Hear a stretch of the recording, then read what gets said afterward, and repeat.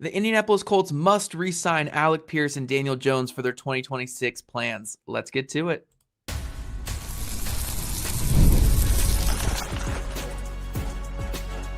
You are Locked On Colts, your daily Indianapolis Colts podcast. Part of the Locked On Podcast Network, your team every day.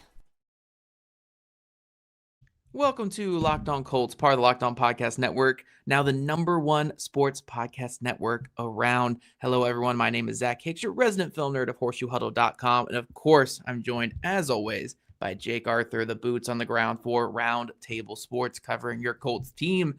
Today, we are diving into a couple of in-house free agent priorities for the Colts this offseason. Really, there's two main priorities, and then after that is when it gets kind of interesting for this team.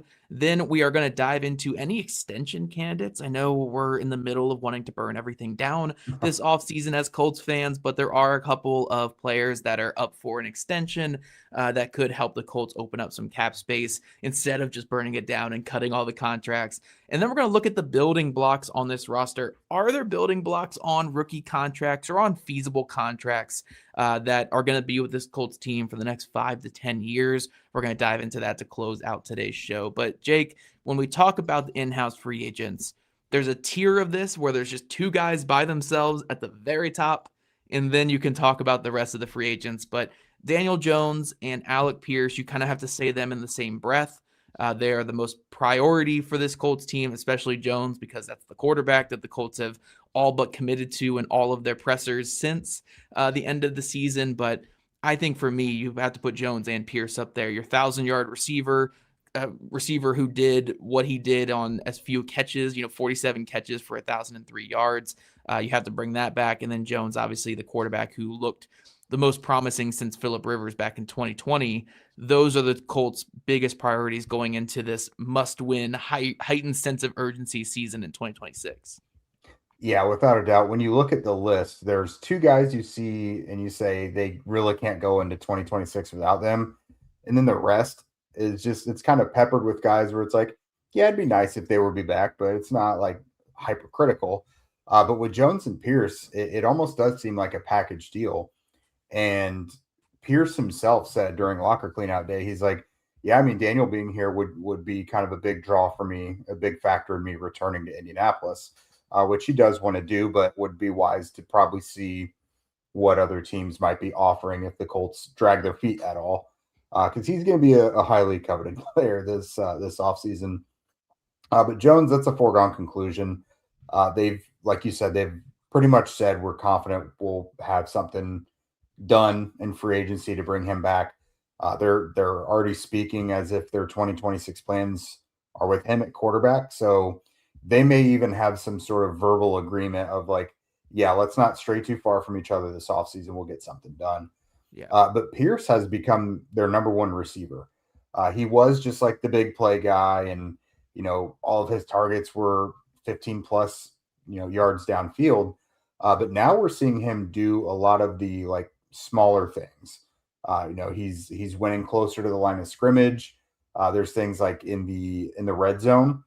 Where it used to be like, well, this is a big Michael Pittman opportunity.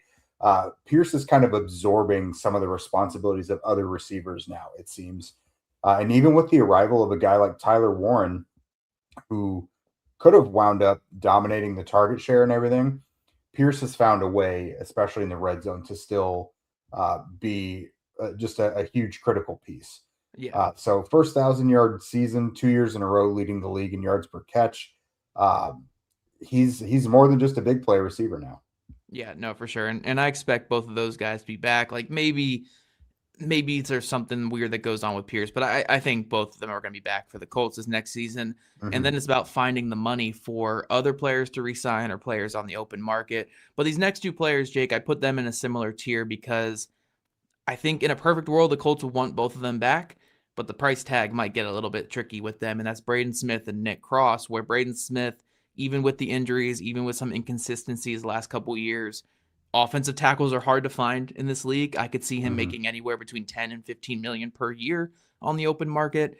Nick Cross, I mean, we saw what Trayvon Moore got on the open market last year, which is like in that 15 to 17 range, Yeah. I think, per year. Nick Cross still a very young safety. Is he worth 15 to 17 when you're talking about needing to revamp your entire edge room? I think that's a big question for the Colts this offseason, but I think those two are in that similar tier where it's like we'd like to have them both back, but when we have to do so many changes on defense and we need the money to do that, it might make the most sense to let both those guys walk.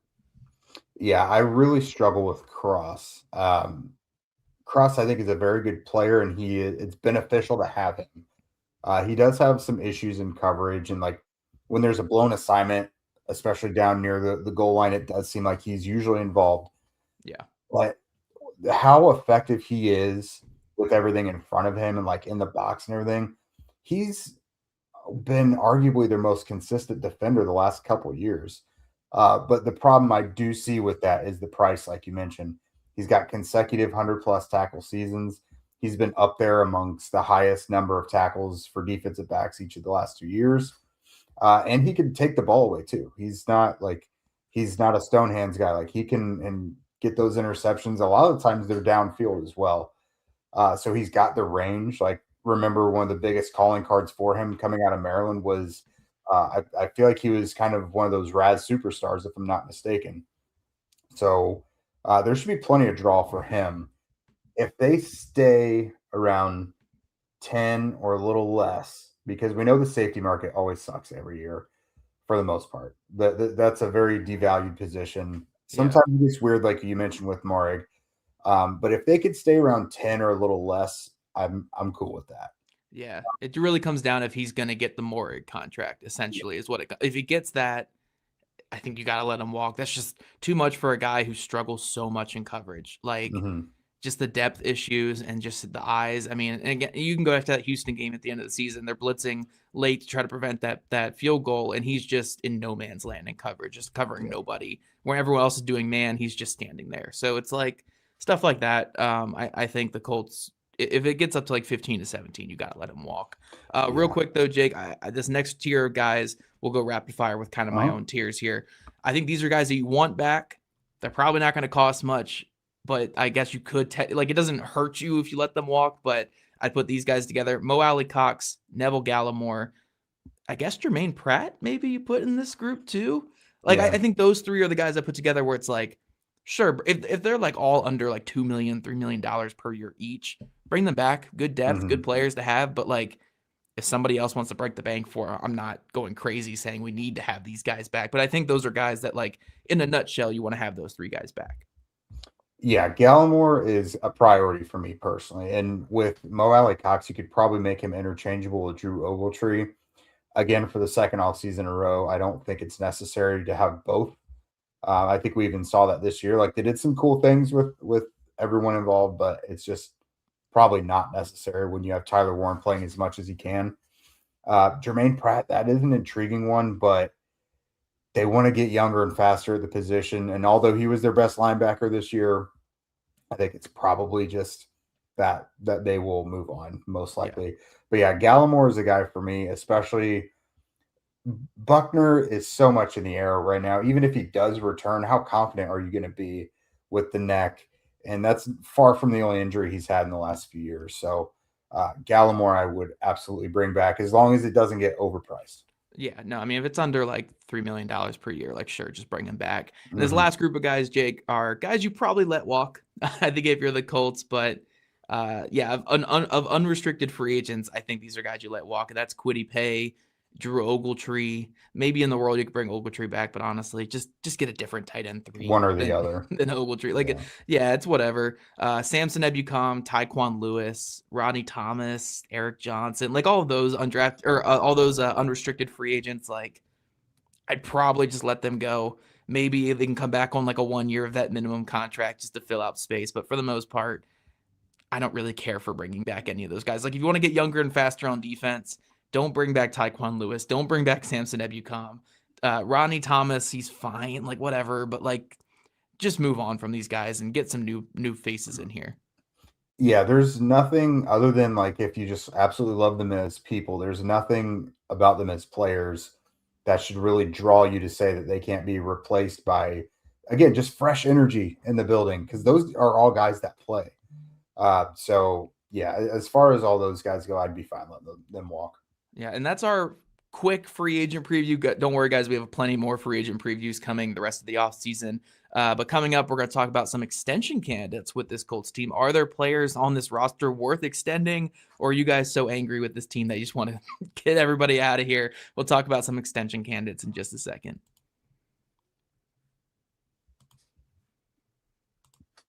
If you've ever hired someone who looked good on paper but wasn't the right fit, you realize how important that is to get right. When you want candidates who truly match what you're looking for, trust Indeed's sponsored jobs. Hiring? Indeed is all you need. Stop struggling to get your job post seen on other sites. Indeed's sponsored jobs puts your post at the top of the page and helps you reach the right candidates faster. If we needed to hire someone for this show, for example, we would go straight to Indeed and be very specific about what we needed. Real experience, not just a resume buzzword.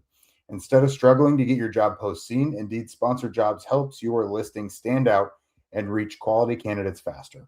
Sponsored Job boosts your post to the people who are the best match for your role, and that makes a real difference. According to Indeed data, sponsored jobs posted directly on Indeed are 90% more likely to report a hire than non-sponsored jobs.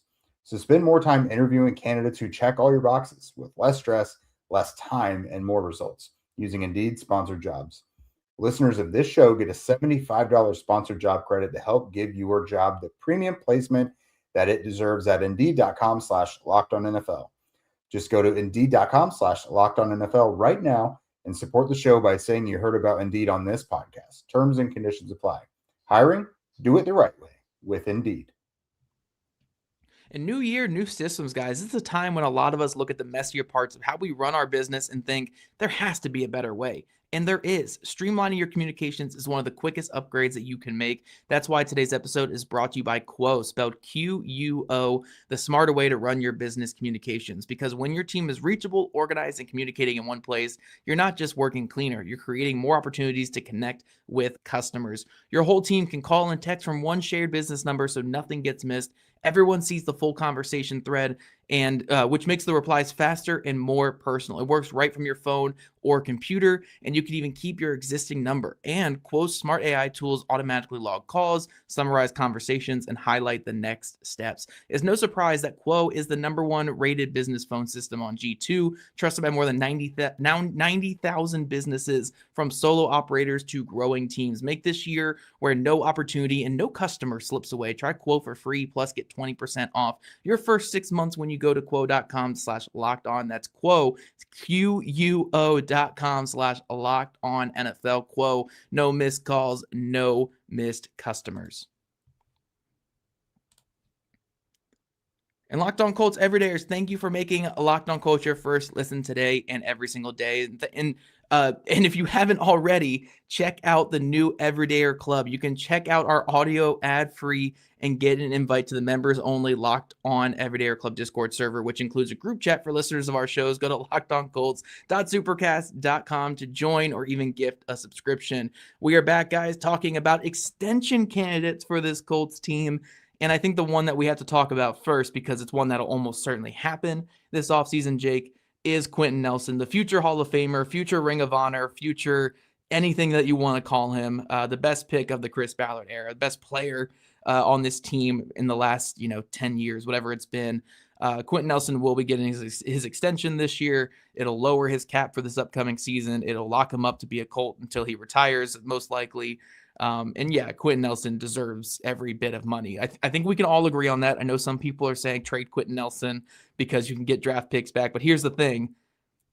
You're not going to draft a player that gives you more value than Quentin Nelson on that rookie contract. So have Quentin Nelson, regardless of tear it down, regardless of build it up, because it's always nice to have an all-time great offensive lineman in front of your quarterback, regardless of which quarterback you're starting. So Quentin Nelson will be getting his extension at some point this offseason. I expect it to be very big because he's worth it. Very good player.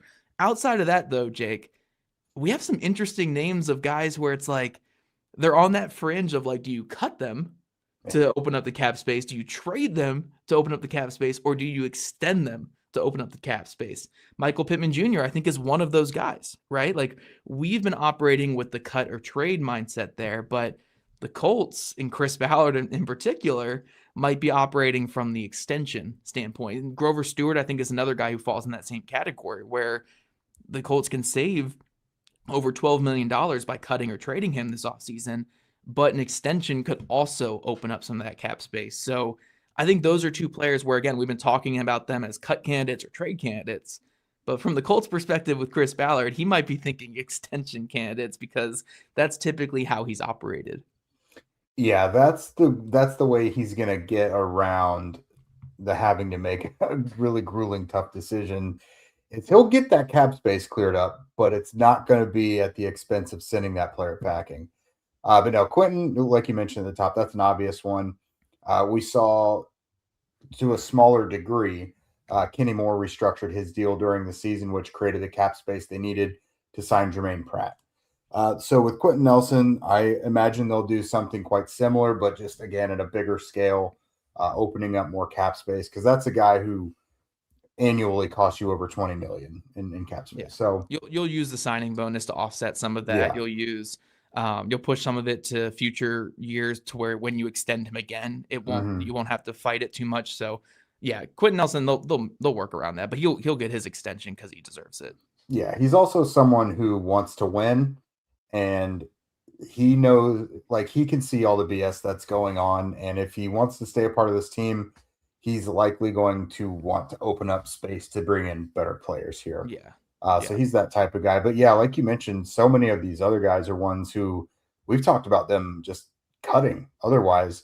But yeah, it's very much in the Ballard vein to find a way to keep them around and move money around with Mike Bloom to create more cap space. But other ones who would make some sense, Josh Downs, but coming off the season he just had, I would expect them to maybe let that one get down to the wire. Ashton Dulin, I could see them doing like a 2-year deal with him, 2-3, or probably not 3, but 2-year deal, just because there's hardly any players in that locker room more revered than Ashton Dulin. Rigoberto Sanchez, I feel like he just gets the 1-year deal every year. I don't know what they're doing with that. That's like a mainstay player on your roster. He's been here since 2017. It's not going to hurt you to lock up your punter long term. Like, punters aren't as volatile as kickers are. Like, you could probably let Rigo get a little comfortable. And then a dark horse for me. Now, this won't be an off-season one, but maybe like if next season starts out a little hot, Tommy Adebawore.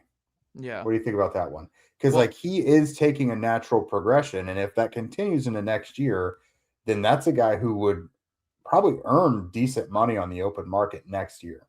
Yeah, well, I was actually going to say, when we're looking at these extension candidates, right? Again, my brain's very much in tier listing because that's what I'm doing on my other YouTube channel. Yeah. But like, you have your guys like Quentin Nelson, where it's obviously going to happen. You have guys like Taylor and Pittman, where it could happen.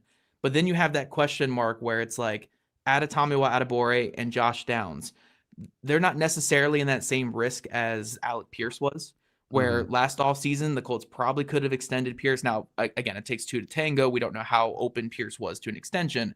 But if Pierce was, the Colts maybe could have got him at like 18 per year, 16, 17 per year, and maybe got him in a cheaper contract. But now it's going to cost them like near 25 per year to keep him long term. So if you want to extend guys like Adetomiwa, you want to extend guys like Josh Downs because you feel like that breakout is coming, and you want to get ahead of the curve and get them locked up before that explosion to where they're going to cost you more money, those would be the two guys you would look at. I don't think they're going to break out the same way that Alec Pierce did. Maybe if you project a bigger role for Downs next year, you try to get him locked up, but then he would understand that and he wouldn't sign that contract. So, it's kind of a push-pull when it comes to this stuff here. But those would be the two young guys coming off their rookie contracts that you would look at. But because they had such an awful 2023 draft, those are the only two young guys that you're really looking at, because like Anthony Richardson, you're not going to extend. You're probably trading him this offseason. Juju Brents is out of here. So there's not many other guys from that draft class, but those are the two guys where if you wanted to get ahead of it, those would be the two guys you'd look at. Yeah. We totally forgot to ask Chris the other day if they were going to pick up Anthony's 5th-year option. I I don't know mean, about that, man. he would have just been like, it's something we're going to work through, but they're going to trade him this Right? Yeah, offseason, and you the can other say team will pick no. up the option, Yeah, so. yeah, but no. Just to run through this list one more time: Anthony, obviously, Jonathan Taylor, Quentin Nelson. Jonathan, that one's interesting, Yeah. just because the area he's in his career, he's still earning mid-teens per year. So Quentin, Buck, Pittman, Josh Downs, Grover Stewart, Kenny Moore, Ashton Dulin, Rigo, and Adetomiwa Adepaware. I think outside of Quentin, I don't think we see an extension this offseason. I'd agree with that. Maybe Taylor for like an extra 2 years or something, but aside from that, I think Nelson's the only extension we see. But you guys let us know in the comment section what you think. Coming up, though, we're going to talk about some young building blocks that the Colts actually have locked up. Who do they have that are under 30, under 28, whatever, that are going to be here for the long haul, regardless of rebuild, that you can kind of sell not only to this fan base, but sell to maybe a new general manager or head coach down the line? Who are those guys on this team? Let's be real. No one starts a business for the joy of calculating tax withholdings or managing payroll spreadsheets, but that's where Gusto comes in to take the stress out of payroll, benefits, and HR so that you can focus on running your business and supporting your team. Gusto is the all-in-one remote-friendly payroll and HR platform that makes managing your team simple, transparent, and fast. Whether you're hiring, onboarding, or paying employees, Gusto helps you do it all from one place without the hassle or hidden fees. Unlimited payroll runs for one monthly price, which means no surprise charges at the end of the month. Gusto's automated tools like offer letters, onboarding materials, and direct deposits save me hours every week. And knowing you can reach certified HR experts anytime gives you real peace of mind. So try Gusto today at gusto.com/lockedonnfl and get 3 months free when you run your first payroll. That's right, 3 months of free payroll at gusto.com/lockedonnfl. One more time, that's gusto.com/lockedonnfl. And guys, the wild card round is officially done, and FanDuel is officially in playoff mode. Every game day during the NFL playoffs, FanDuel is giving customers even more ways to get in on the action, because right now, every NFL playoff game day, FanDuel users get a profit boost pack waiting for them inside the app. Each game day, you'll see a pack loaded with multiple profit boosts that you can apply to the bets that you like. Open your profit boost pack first thing on game day and see what boost you want to apply. The boosts let you lean into the game day instincts, whether you're backing momentum, defense, quarterback play, or coaching. The boosts give you more juice on the bets that you already like instead of forcing you to bet something new. You make your picks, then apply your profit boost to go even bigger payouts while the playoffs get rolling. So visit FanDuel, an official sportsbook partner of the NFL, and grab your profit boost pack every NFL playoff game day.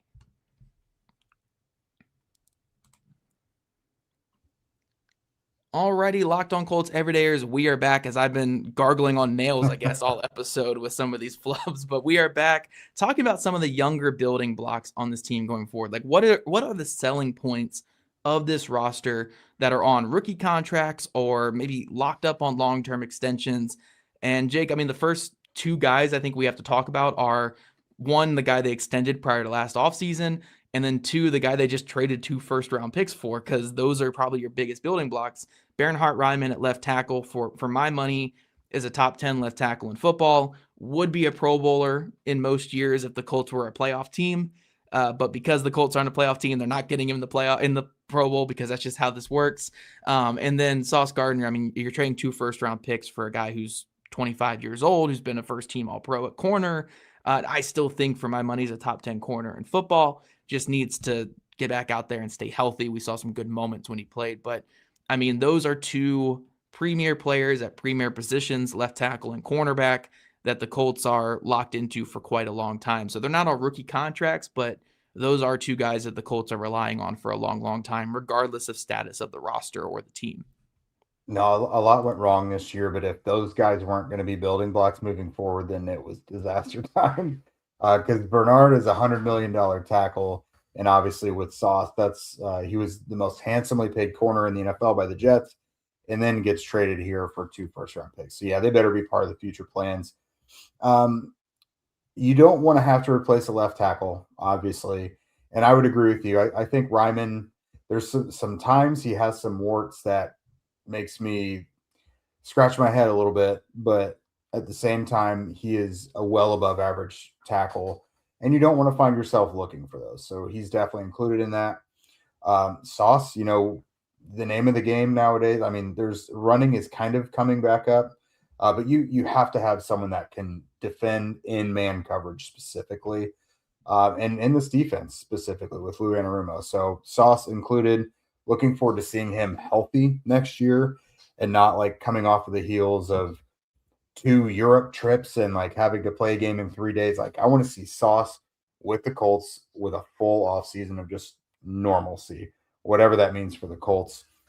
A couple other guys I would throw in here. Tyler Warren, again, for what you just used for him, last year's first round pick. He better be part of this. Latu, same thing. 2 years ago, first round pick. So Warren, you can find production from tight end in a lot of places, but he was one of the best in the league as a rookie. Now, it just so happened there's a couple other guys who were super productive this year as well, but you can't quite do everything with just your regular tight end that you can do with Warren. So for that reason, and the fact that I assume he's going to keep getting better, he's included there. Latu, again, he's not elite yet. He's productive, but he's not elite. And you've got to hope that he's just going to keep getting better. So those are a couple more guys I would throw into the conversation. Yeah, Latu and Warren too. I mean, Warren's not as pressing because he's going into his second year, but Latu is going into such a big year 3. And this is something for more of a future episode when I got to wrap my brain more around Latu, because all the analytics say that he's heading towards this year 3 breakout that we typically see from edge rushers. That third year is really when they break out. So I think I got to go back and forth between the analytics and the film part of my brain when it comes to Latu. But I think he can be a building block. I think he's been a good player through the first 2 years, but he needs to be that building block player, that star player. And all things are pointing to potentially that happening next year, but we'll see. Tyler Warren just show that rookie Wally hit for a little bit there in the second half of the year isn't a consistent thing, and I think we'll be fine there. But yeah, those are obviously guys. Tanner Bordellini you have on the list as well. I do think that this is a player that got a little bit too much hate from the fans. I think offensive linemen in general get a little too much hate from fans when things go wrong. Bordellini wasn't perfect by any means this past year, but he's still only 22, about to turn 23, heading into his third year with the team. And he just started a whole season at center, or most of the season at center, and played some pretty good football. So as long as you expect him to take another step forward this next year, and there were times last year where he was playing at like a fringe Pro Bowl level, then I think he's going to be a building block going forward. I think a lot of the linemen in general, as long as Tony Sperano Jr. is here, Matt Gonsalves, I think, can be like, a good lineman is part of a building block of a team. It's hard to find good linemen in this league. Gonsalves put up some good film this year. Jalen Travis showed some good things. I'm not putting him in building block as of right now because it's so early, but if he can have a good season next year, he can be part of that going forward. So I think the offensive line is a good selling point with this team going forward, even with Braden Smith walking and, Nelson getting a bit older. I still think the offensive line is a good selling point, but outside of that, Jake, I don't know. I don't know. I mean, you have Cameron Bynum on here. He's a playmaker. Yeah. He's a playmaker. He's a good fit in this scheme. Maybe not the perfect fit across multiple schemes, but good playmaker, good solid player that's locked up for a couple of years. I would agree with you there. They just haven't hit many home runs in the draft recently, so that's the problem here. You would like to think this list would be bigger. Like, hopefully you can add Justin Wally and Hunter Wooler to it next year. I think that would be nice. And I know we're pumping up Hunter Wooler a lot for what fans haven't seen yet. Yeah, I don't know if I can go that far with you here, Jake. I don't know if I can go with Wooler here. Well, listen, I'm saying you hope to see him in the list next year. That'd be awesome if you could see a 7th round pick on this list. Yeah. Well, it seems like we're pumping him up a lot, but the fact of that is we have seen things that not everybody has because a lot of it's happened in practice or training camp. Well, for him, essentially all of it, because Wooler got hurt in the summer. The dude is a playmaker, and like he did it from multiple spots. I'm telling you, if he would have been healthy this year, he would have played a ton. He probably would have been their dime linebacker and would have early on been a solution to something they were looking for. And if he could make plays out on the field like he did in practice, and even Baltimore, he picked off Lamar Jackson. Like he had finished 2 drives with interceptions. Like he had a great performance against a different team. I have high hopes for him. I don't love the fact that he is literally still in a boot as of me seeing him last week, but I have high hopes for Hunter Wohler. I'm calling my shot there. I feel like I'm going to be the antagonist a little bit with Hunter Wohler, because even though I kind of like him, I just to bring him up even for this, I just don't know if we're forecasting it. Let's say you hope to see them on the list next year. Man, getting a 7th round pick that didn't even play in his rookie season to be on this kind of list, though, Jake, that would be incredible. I'm a dreamer. I'm a dreamer, and I shoot for the stars. If you want to call your shot, I'm all for it. I can't go that far with you. Early prediction. But then again, I'm a big Justin Wally guy, and I hope Justin Wally can be part of this next season. I'll say one more though. If Spencer Schrader would have finished the year, I legit would have had Spencer Schrader on here. I know you hate that. It's a kicker. Schrader was like a top 3, top 5 kicker before he got hurt. Blake Grupe did the same thing at the end of the season. Blake Grupe was just as good. He was better. Kicked a 60. Hey, the 60-yarder that Schrader missed in a dome to win it against Denver. What did Grupe do outside in Seattle? He made his. Blake Grupe defender right here, baby. Well, no, here they're going to carry 2 kickers throughout the year now because of you. Oh, God. Grupe and Schrader throughout the year. They're going to hold 2 kicker spots all season. Oh man, you know what? I'm cool with that. Put whoever's not the starting kicker at gunner next year, and then we'll be good. Wow. Yeah, you're gonna put Blake Grupe in harm's way like that. Hey, I saw him try that tackle late in the season. I saw him. He tried. But this is where we're at, guys. We're trying to talk young offensive building blocks, and we're making kicker jokes at each other. So yeah, the Colts, I think they have a left tackle going forward. They have Sauce Gardner going forward. A couple offensive linemen in general. Outside of that, though, I'm not sure. Again, you get Pierce under contract, and you have a pretty good receiver under contract. You get a couple other players extended. Like Taylor is still pretty young. Like if you get him on an extension, you'll have a couple things like that. So it's not as doom and gloom as we're making it seem here at the end. But in terms of surplus value on rookie contracts currently, they don't have a ton, and that's a little bit concerning. So they really need to knock this next draft out of the park without their 1st round pick, but we will see what they have in store for us. Thank you guys, though, for tuning in to Locked On Colts. We'll be back tomorrow. Make sure you subscribe and follow Locked On Colts so you get all the latest episodes. And if you don't already, make sure you're following at Locked On Colts, at Jake Arthur NFL, and at ZachHicks2 on socials. If you never miss an episode, the Everydayer Club is built for you. Get Locked On Colts ad-free, plus members-only Discord access, and much more. Head to lockedoncolts.supercast.com to join the club. And for those of you on video, we're going to send you over to the first ever 24/7 National NBA YouTube channel. And on audio, make sure you make your next listen the Locked On NFL podcast. Thanks again, everyone, for joining us. And we'll be back here again tomorrow afternoon.